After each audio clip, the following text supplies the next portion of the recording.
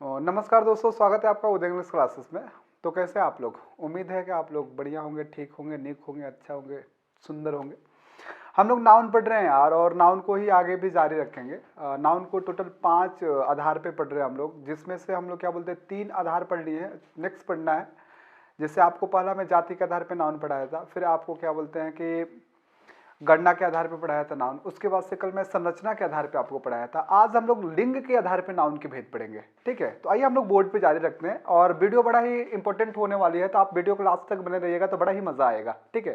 चलिए जारी रखते हैं। यहाँ पे आप देख पा रहे हैं ना, बोर्ड पे लिखा है कि लिंग के आधार पर नाउन के भेद। लिंग के आधार पर नाउन के कुल 4 भेद होते हैं, आप यहाँ देख पा रहे हो।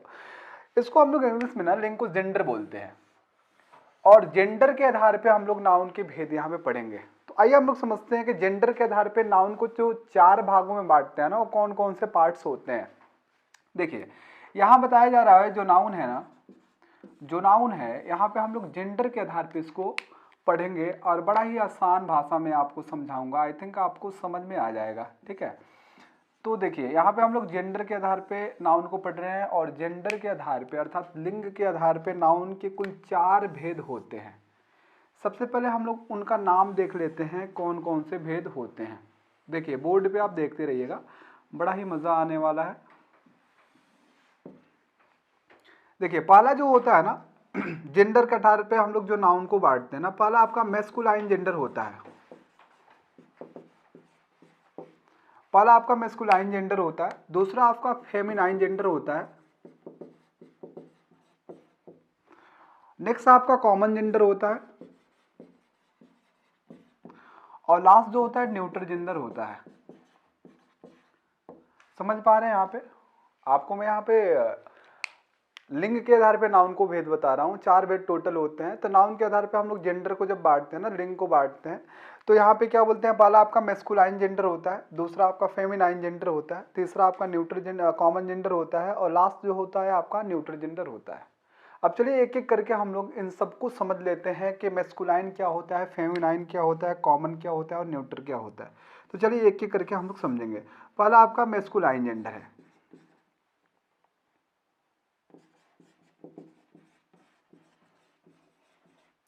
पहला जो आपका क्या बोलते हैं कि जेंडर है, वो आपका मैस्कुलाइन जेंडर है। मैस्कुलाइन जेंडर को हम लोग हिंदी में पुल्लिंग बोलते हैं। मैस्कुलाइन जेंडर को हिंदी में हम लोग पुल्लिंग बोलते हैं। आप देखते रहिए कि बोर्ड पे बड़ा ही क्या बोलते हैं कि आसान टेक्निक है कि मैस्कुलाइन जेंडर को हम लोग हिंदी में पुल्लिंग बोलते हैं। पुल्लिंग होता क्या है यार, उसको हम लोग समझेंगे। बड़ा ही आसान सा डेफिनेशन है, ठीक है? देखिए कि पुल्लिंग हम उस नाउन को कहते हैं ना, या पुल्लिंग उस शब्द को बोलते हैं जिस शब्द से पुरुष जाति का बोध होता है। अर्थात जिस शब्द से पुरुष जाति का बोध होता है उसे मैस्कुलाइन जेंडर कहते हैं। बड़ा ही आसान सा डेफिनेशन है कि मैस्कुलाइन जेंडर होता क्या है कि जिस शब्द से पुरुष जाति का बोध होता है, जिस शब्द से पुरुष जाति का बोध होता है ना, उसे ही हम लोग मैस्कुलाइन जेंडर बोलते हैं। समझ रहे हैं? आइए कुछ उदाहरण के माध्यम से हम लोग समझते हैं। जैसे हम लोग बोलते हैं ना, हम लोग बोलते हैं फादर, तो इससे पुरुष जाति का बोध होता है, ये आपका मैस्कुलाइन जेंडर है, जो क्या बोलते हैं शब्द है। हम बोलते हैं ब्रदर, ये आपका मैस्कुलाइन जेंडर है। हम लोग लॉयन बोलते हैं, ये आपका मैस्कुलाइन जेंडर का पार्ट है। हम लोग क्या बोलते हैं कि अंकल बोलते हैं, ये आपका मैस्कुलाइन जेंडर का पार्ट है। हम लोग टाइगर बोलते हैं, ये आपका मैस्कुलाइन जेंडर का पार्ट है। हम लोग बुल बोलते हैं, बुल का मतलब सांड होता है, ये आपका मैस्कुलाइन जेंडर का पार्ट है, ठीक है? और भी क्या बोलते हैं आपके, ऐसे ही बहुत सारे क्या बोलते हैं कि शब्द हैं जिनको हम लोग मैस्कुलाइन जेंडर के अंतर्गत रखते हैं। आप पहचानिएगा कैसे, बड़ा ही आसान सिंपल सा ट्रिक है कि मैस्कुलाइन जेंडर को हिंदी में हम लोग पुल्लिंग बोलते हैं, और पुल्लिंग उसी शब्द को बोलेंगे जिससे हमें ये पता चलेगा कि वो पुरुष है। पुरुष होने का अगर बोध होता है तो वह नाउन मैस्कुलाइन जेंडर के अंतर्गत रखा जाता है। समझ पा रहे हैं आप? इसको नोट कीजिए, फिर क्या बोलते हैं कुछ नीचे मैं आपको बताता हूं। चलिए और कुछ हम लोग इसके बारे में हम लोग देखेंगे ना, जो अक्सर परीक्षाओं में पूछे जाते हैं। कुछ ऐसे हम लोग क्या बोलते हैं कि नाउन के बारे में पढ़ेंगे जिसको मैस्कुलाइन जेंडर के अंतर्गत रखा जाता है और वही अक्सर परीक्षाओं में पूछे जाते हैं। तो आइए हम लोग देख लेते हैं उसको। ठीक है, देखिए यहाँ पे आपको एक नोट में बता रहा हूं ना, इसको आप हमेशा याद रखिएगा। ऐसा शब्द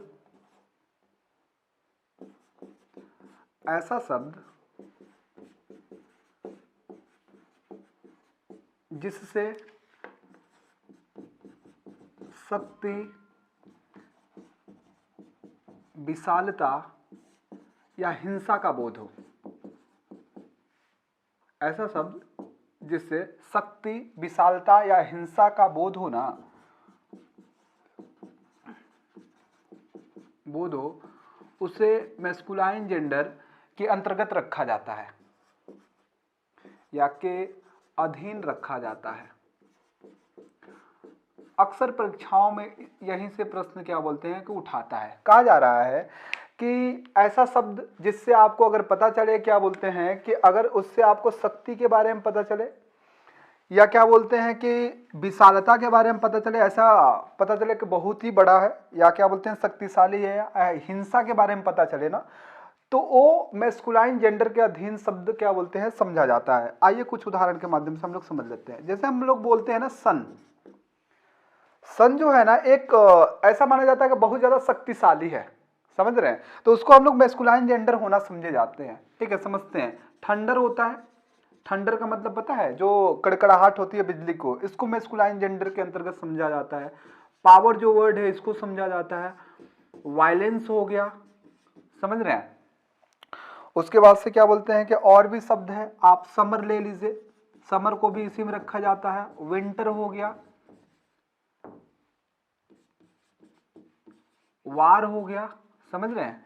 ऐसे भी और शब्द हैं कुछ जिनको क्या बोलते हैं मैस्कुलाइन जेंडर के अंतर्गत रखा जाता है। ये बहुत ही इंपॉर्टेंट शब्द हैं जो अक्सर परीक्षाओं में पूछे जाते हैं, लोग कंफ्यूज हो जाते हैं, समझ रहे हैं। तो आप इसको याद रखिएगा कि जब मैस्कुलाइन जेंडर है यार, मैस्कुलाइन माना जाता है, तो इसके लिए पता है क्या बोलते हैं कि जो प्रोनाउन का यूज होगा ना, वो हम लोग क्या बोलते हैं कि जो थर्ड पर्सन सिंगुलर होता है, ही सी इट यूज होता है, तो ही जो होता है मैस्कुलाइन समझा जाता है। तो ही प्रोनाउन का या उससे बनने वाले जो भी पार्ट होते हैं, जैसे हिज हो गया, हिम हो गया, समझ रहे बात को, उसका यूज किया जाता है। तो अक्सर परीक्षा में यही पूछता है ना, यहाँ से उठा के पूछ देगा और क्वेश्चन फ्रेम कर देगा और वहां पे प्रोनाउन यूज करेगा जहां पे आप कंफ्यूज हो जाओगे, समझ रहे हैं। तो आप इन नाउन को जरूर आप याद कर लीजिएगा। सन है, थंडर है, पावर है, वायलेंस है, समर है, विंटर है, वार है, समझ रहे हैं ना। इनसे क्या बोलते हैं एक तरह की शक्ति का, विशालता का, हिंसा का बोध होता है और इन्हें मैस्कुलाइन जेंडर में होना समझा जाता है। तो आप इसे नोट कीजिए, फिर हम लोग फेमिनाइन जेंडर की तरफ बढ़ेंगे। नोट कर लीजिए आप लोग।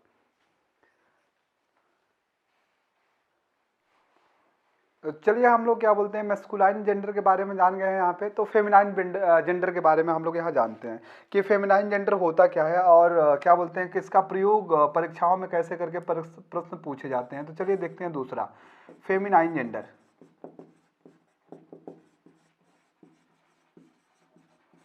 फेमिनाइन जेंडर को पता है हिंदी में हम लोग स्त्रीलिंग बोलते हैं। फेमिनाइन जेंडर को हिंदी में स्त्रीलिंग बोला जाता है। अब यहाँ पे हम लोग देखेंगे ना यार कि फेमिनाइन जेंडर आखिर में होता क्या है। बड़ा ही आसान है, it's very easy to understand कि ऐसा शब्द जिससे स्त्री जाति का बोध होना, वही आपका फेमिनाइन जेंडर कहा जाएगा या समझा जाएगा। आइए बोर्ड पे समझते हैं हम लोग। कहा जा रहा है कि ऐसा शब्द जिससे स्त्री जाति का बोध हो, जिससे स्त्री जाति का बोध हो,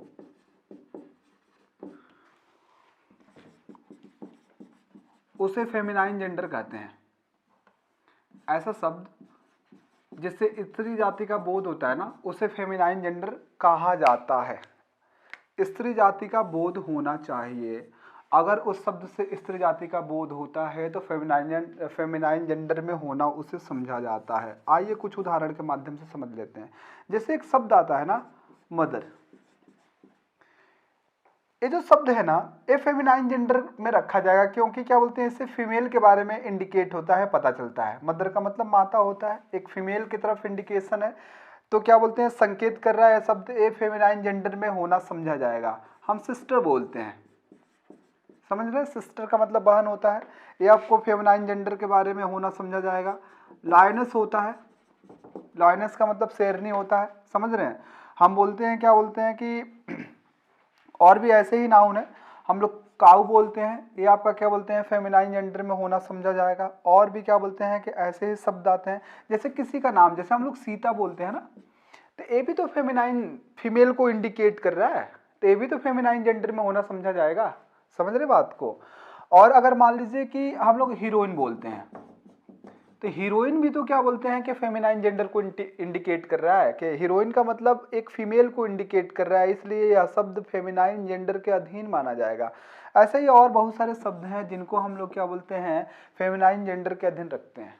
तो बाबू यहाँ ये बताया जा रहा है कि फेमिनाइन जेंडर क्या बोलते हैं, होता क्या है, कि ऐसा शब्द जिससे स्त्री जाति का बोध हो वही आपका फेमिनाइन जेंडर कहा जाता है। जैसे मदर है, सिस्टर है, लायनस हो गया, आप क्या बोलते हैं कि काऊ है, किसी का नाम आप बोलते हो जिससे फीमेल का बोध होता है, तो आप जैसे सीता यहाँ पे है, रीता, गीता, आप कुछ भी बोल सकते हो, हीरोइन हो गया। समझ रहे हैं। आइए कुछ इससे रिलेटेड और चीजें हम लोग जानते हैं। मान लीजिए कि यहाँ पे ऐसा कहा जा रहा है कि नोट में एक चीज आपको बताई जा रही है कि ऐसा शब्द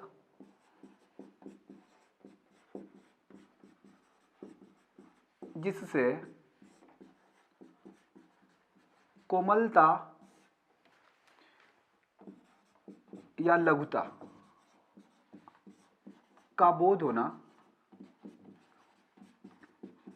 ऐसा शब्द जिससे कोमलता या लघुता का बोध हो उसे फेमिनाइन जेंडर में होना समझा जाता है, उसे फेमिनाइन जेंडर में होना समझा जाता है। कहा जा रहा है कि ऐसा शब्द जिससे क्या बोलते हैं, एक तो आप ऊपर डेफिनेशन देख रहे हो यार कि क्या बोलते हैं कि ऐसा शब्द जिससे स्त्री जाति का बोध हो। दूसरा मैं आपको यहाँ पे नोट इसलिए बता रहा हूँ ना कि अक्सर परीक्षाओं में पूछे जाते हैं। कहा जा रहा है कि आपको अगर ऐसा शब्द कभी भी दिखता है ना जिससे कोमलता, समझ रहे हैं, या क्या बोलते हैं लघुता के बारे में अगर पता चलता है, तो उसे आप समझ जाइएगा कि वो आपका फेमिनाइन जेंडर ही है। जैसे अगर आप बोलते हो ना, फॉर एग्जाम्पल अगर आप नेचर बोलते हो तो एक कोमलता के बारे में पता चलता है ना। आप बोलते हो, क्या बोलते हैं कि मून बोलते हो, समझ रहे हैं, अर्थ बोलते हो, आप पीस बोलते हो,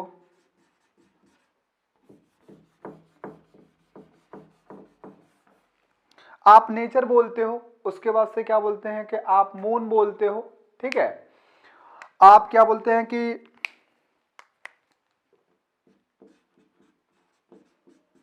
अर्थ बोलते हो, पीस बोलते हो, समझ रहे बात को। ये सब के सब क्या बोलते हैं आपके मेस्कुलाइन जेंडर में होना समझे जाते हैं। यहाँ पे ये बताया जा रहा है कि जब कभी भी ऐसा शब्द आपको दिखे ना जिससे लगे कि कोमलता का भाव आ रहा है या लघुता का, लघुता का मतलब छोटापन, समझ रहे हैं, तो आपका जो शब्द होगा वो आपका मेस्कुलाइन जेंडर में होना समझा जाएगा। जैसे नेचर से ना आप किसी प्रकार का शक्ति का बोध नहीं करा सकते हो, ठीक है ना। नेचर क्या बोलते हैं कि बड़ा ही प्यारा होता है, समझ रहे हैं, प्रकृति से रिलेट कर रहे हैं ना। प्रकृति का क्या बोलते हैं कि अगर आप विनाश करोगे तभी आपकी वो विनाश करती है, तो ऐसे बड़ा ही क्या बोलते हैं प्रकृति क्या बोलते हैं अच्छी मानी जाती है, तो उसको मेस्कुलाइन जेंडर में रखा जाता है। मून आपको पता ही है, चंद्रमा, समझ रहे हैं। उसके बाद से अर्थ को भी क्या बोलते हैं हम लोग धरती माता बोलते हैं यार, तो क्या बोलते हैं इसको मेस्कुलाइन जेंडर में होना समझा जाता है। पीस का मतलब शांति होता है, तो ये भी शब्द मेस्कुलाइन जेंडर में होना समझा जाता है। इस तरीके के और भी शब्द हैं, ठीक है। फिलहाल आप इतना देखो, जब मैं आप इससे रिलेटेड और क्या बोलते हैं इंपॉर्टेंट रूल्स जब मैं बताऊंगा आगे चलकर, तो उसमें सारे शब्द आपको मैं लिखवा दूंगा, समझ रहे हैं। तो आप इसको नोट कीजिए, फिर आगे हम लोग कॉमन जेंडर में चलते हैं।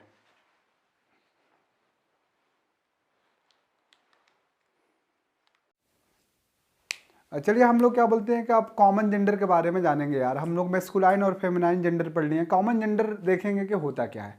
तो आइए बोर्ड पे समझते हैं हम लोग।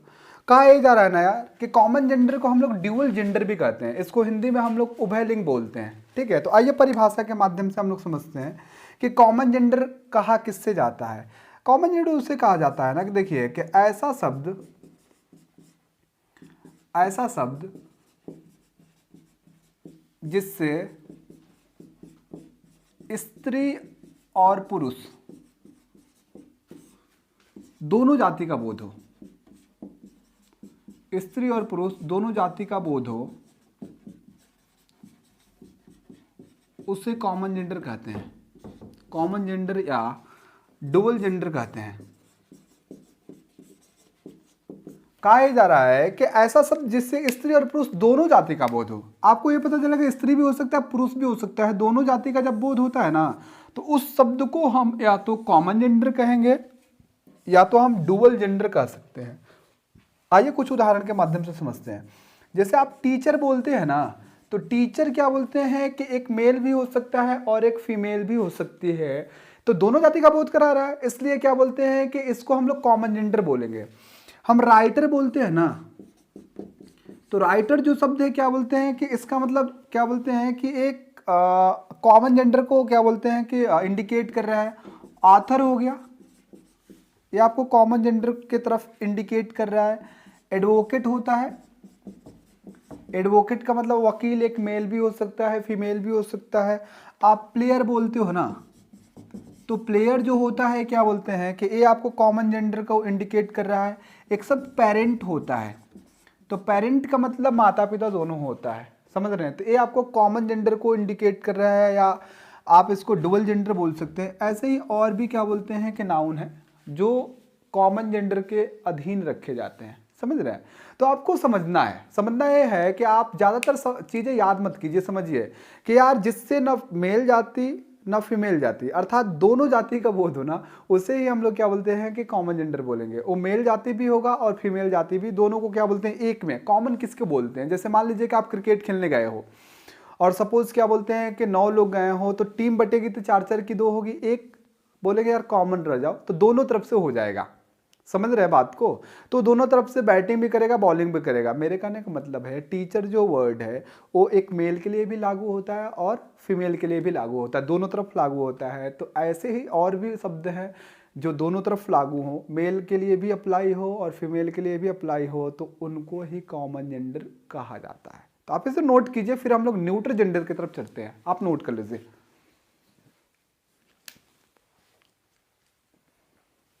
अब हम लोग न्यूट्रल जेंडर के बारे में पढ़ेंगे ना, तो आइए न्यूट्रल जेंडर के बारे में समझते हैं। न्यूट्रल जेंडर होता क्या है, देखिए सबसे पहले समझते हैं ना कि न्यूट्रल जेंडर को हम लोग हिंदी में बोलते क्या है।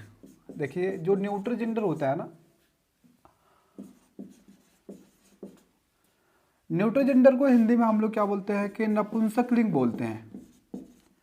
न्यूट्रल जेंडर को हिंदी में हम लोग नपुंसकलिंग बोलते हैं यार, ठीक है। और यहाँ पे हम लोग समझेंगे कि न्यूट्रल जेंडर होता क्या है। तो देखिए न्यूट्रल जेंडर होता क्या है उसको हम लोग समझते हैं। न्यूट्रल जेंडर होता क्या है, देखिए कि ऐसा शब्द जिससे न पुरुष और न ही स्त्री जाति का बोध हो, उसे न्यूट्रल जेंडर कहते हैं, उसे न्यूट्रल जेंडर कहते हैं। न्यूट्रल जेंडर क्या है भाई कि क्या बोलते हैं कि एक ऐसा शब्द रहेगा ना जिससे न तो पुरुष के बारे में पता चलेगा और न ही स्त्री के बारे में पता चलेगा, उसे ही क्या बोलते हैं कि न्यूट्रल जेंडर कहा जाता है। जैसे आप मैस्कुलाइन जेंडर पढ़े हो तो पुरुष जाति के बोध हो रहा है, फेमिनाइन स्त्री जाति का बोध हो रहा है, कॉमन दोनों का बोध हो रहा है, और न्यूट्रल में किसी का बोध नहीं होगा, न तो पुरुष न तो स्त्री। देखिए कुछ उदाहरण के माध्यम से हम लोग समझते हैं। जैसे हम लोग क्या बोलते हैं कि मार्कर बोलते हैं, तो मार्कर तो नॉन लिविंग थिंग है यार, निर्जीव है, तो न तो पुरुष है न तो महिला है, तो यही आपका न्यूट्रल जेंडर है। हम लोग पेन बोलते हैं, ये भी आपका न्यूट्रल जेंडर है। ऑयल बोलते हैं, ये आपका न्यूट्रल जेंडर होता है। ऑनेस्टी होता है, ऑनेस्टी का मतलब ईमानदारी होता है, ये आपका न्यूट्रल जेंडर में आता है, समझ रहे हैं। आप मिल्क बोलते हो, ये आपका न्यूट्रल जेंडर में आता है, समझ रहे हैं। ऐसे भी क्या बोलते हैं कि और बहुत सारे नाउन हैं जिनसे न तो मेल के बारे में पता चलता है न तो फीमेल के, न स्त्री न पुरुष, वो न्यूट्रल जेंडर के अधीन आते हैं। मैं कुछ ऐसा टेक्निक आपको बता रहा हूँ ना जिससे आप न्यूट्रल जेंडर आसानी से पहचान जाओगे, तो आप इसको नोट कीजिए, फिर मैं आपको कुछ ट्रिक बताता हूँ, आप इसको नोट कर लीजिए।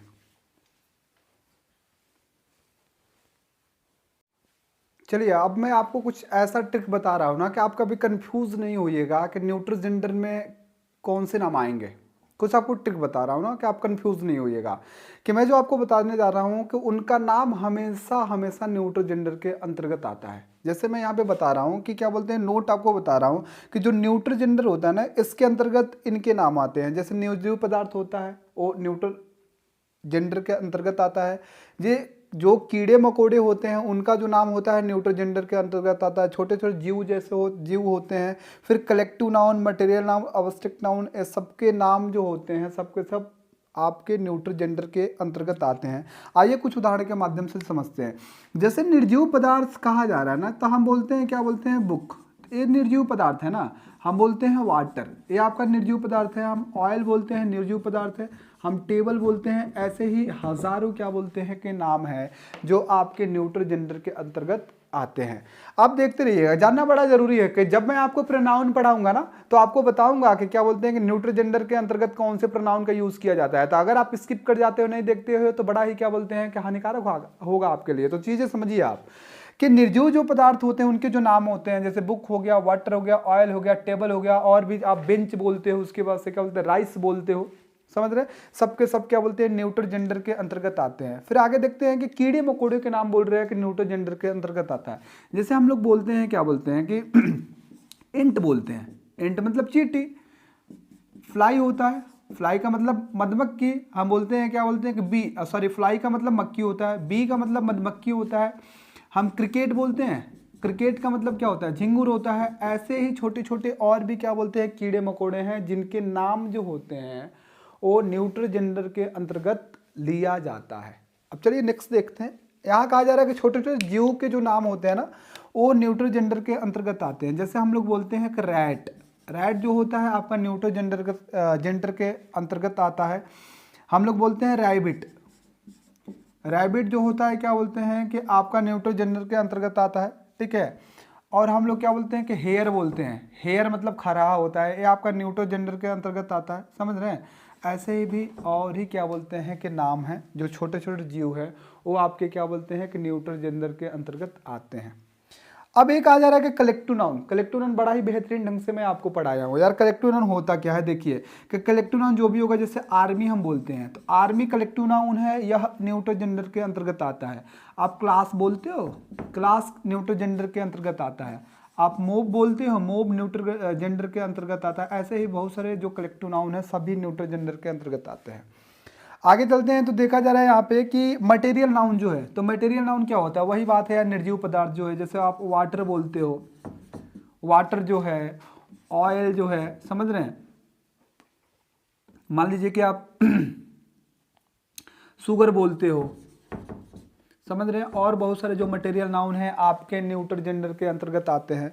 फिर आपको लास्ट कहा जा रहा है अब्स्ट्रैक्ट नाउन जो होते हैं वो आपके न्यूट्रल जेंडर के अंतर्गत आते हैं। जैसे मान लीजिए कि ऑनेस्टी हो गया, समझ रहे हैं। आप एयर बोलते हो, ब्यूटी बोलते हो, समझ रहे हैं। और ऐसे ही बहुत सारे क्या बोलते हैं कि आपके अब्स्ट्रैक्ट नाउन है जो सब के सब न्यूट्रल जेंडर के अंतर्गत आते हैं, समझ रहे हैं दोस्तों।